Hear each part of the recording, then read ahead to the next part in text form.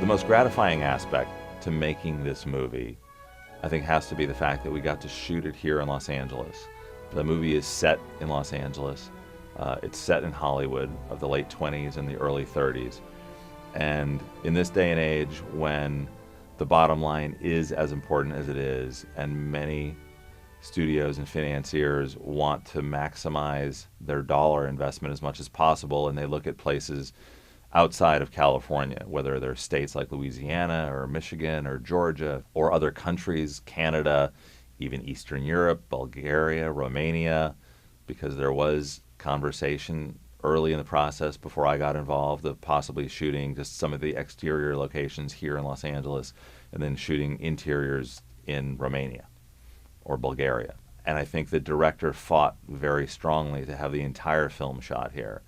And when that decision was made and there was the opportunity to bring the movie here to Los Angeles and work with actors who are the best in the business and who don't have as many opportunities as they used to because of runaway production, because movies do leave California for other cheaper locations. It was great to see people come together, crew members and actors, and experience this movie and really enjoy the experience of having a movie shot in Los Angeles, shot in Hollywood, about Hollywood. Everyone understood the importance of making sure that the movie would really represent Hollywood in the best way, not just historically with what was on the screen, but also because the director was French and the producer was French, and we had French actors with us as well in our leads, that they all left with the understanding and the appreciation that people here, that the crew here, that actors here,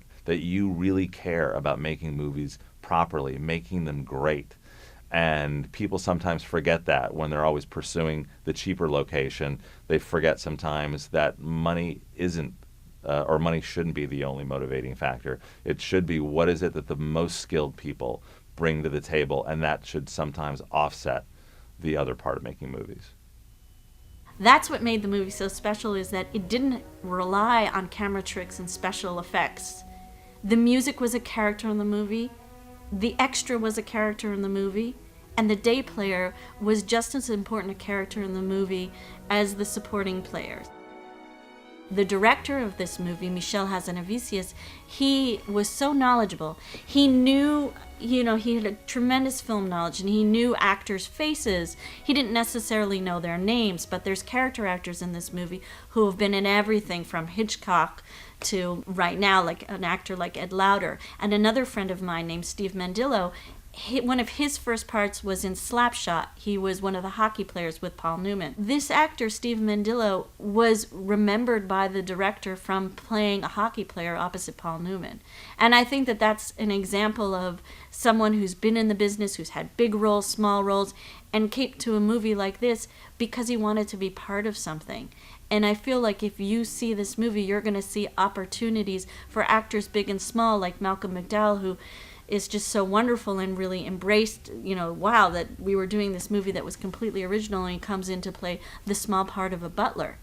Neither of these parts had to be played by well-known actors, but they were played by actors like that because the director, recognized, that they would be interesting and wonderful, and the actors themselves saw the opportunity to be part of a movie that was unique.